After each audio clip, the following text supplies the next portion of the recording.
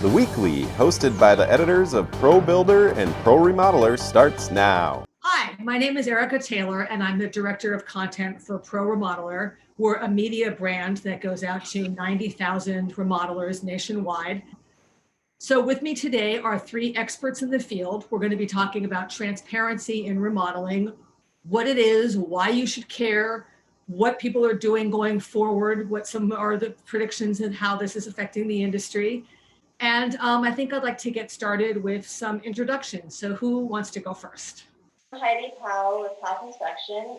We're in Corvallis, Oregon, which is a small college town, and we've been in the design, build, remodel business for about 30 years. My name is Anna Karp. I'm co-founder and CEO of Bolster.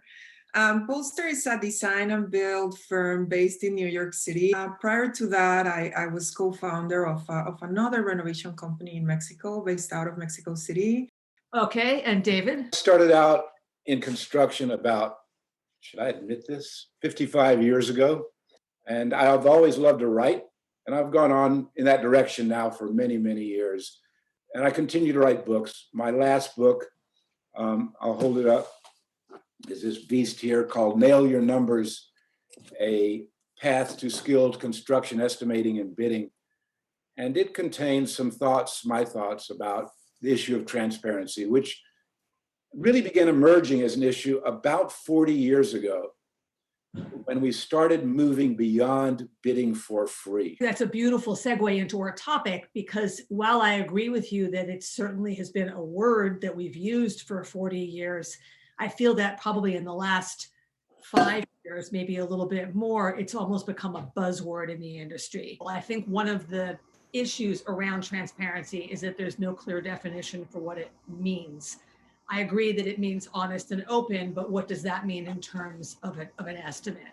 How, where do you put your profit and how do you show that profit? I don't know. What I hear from a lot of remodelers is if I go to see a lawyer or if I go to see a dentist or a surgeon, they're not going to tell me how much money they're making. That's not my business. They're in business, but their business is their business, and so why should I be called upon to break out my numbers, including showing? There's a very simple answer to that. That's one of the bullshit rationalizations I hear for lying in estimates all the time. And the answer is, if you're providing a competitive bid, you don't owe the client anything other than a lump sum figure. Now, if you want to give them more as a sales tactic, fine, but you don't owe it to them.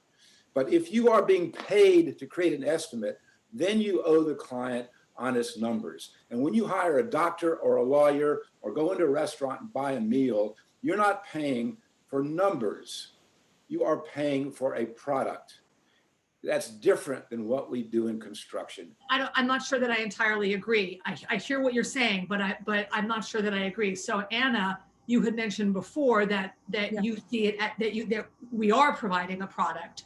So with that in mind, how do you deal with profitability and transparency, and what does that mean to you? In order to provide empowerment to homeowners in their understanding of their project, you must provide them with granularity.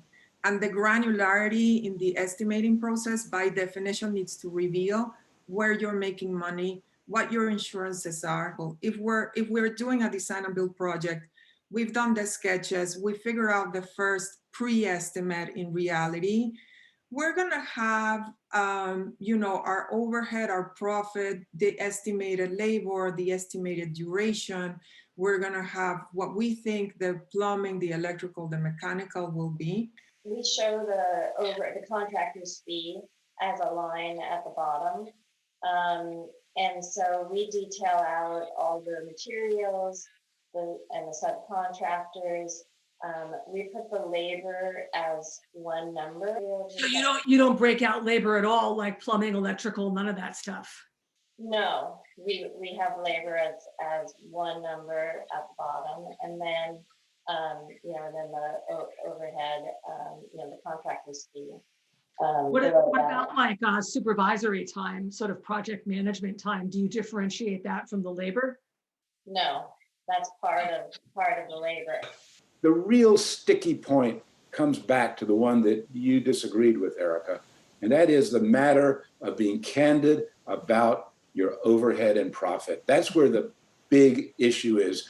That when I write about the ethical requirement to expose to clients your true markups for overhead and profit, there are guys who get really excited and say, yes, that's right, you got to do that. That's the honest thing to do. There's guys who get enraged and say, I would never show owners my numbers. That's none of their business. And my personal opinion is that these various analogies to restaurants and lawyers and doctors really just obfuscate the issue.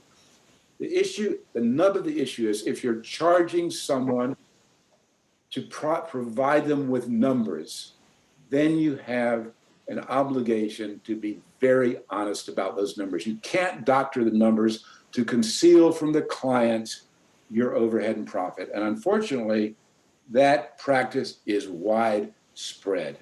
I have an estimate here, and it's kind of like what we do at Bolster. I don't know if you can see it, but it basically has components that inform the entire project and that have the degree of accuracy going from sketch through to construction drawing. So for example, here we have at sketch, we're at 80% accuracy, at construction documentations, we're at 100. We have all the third-party fees, we have the timelines, we have the material costs, all the material costs, we have the labor costs. We show who is gonna be on site. Like, are you gonna have a job captain, a foreman, as it's called? Are you gonna have a foreman? Are you gonna have two general? How much project management does your project actually need? This helps us think it through because we're guaranteeing the cost of the project. Yeah. What are your indirects? It's actually your overhead, your profit. Which insurances do you need to pay? And then our pricing method, how do we price it? So for us, those are the tenets of the structure of the estimating process. We actually have all our sub bids there for them to see if they'd like. And so there's all the language. I retype all the plumbing that's in there, but then the bid's also there as you're going through the estimate if there's additional detail needed. This has been just a wonderful panel. I've so appreciated the divergent viewpoints, and I'm all like fired up now intellectually, and I want to the four of us to continue the conversation. I've really enjoyed this.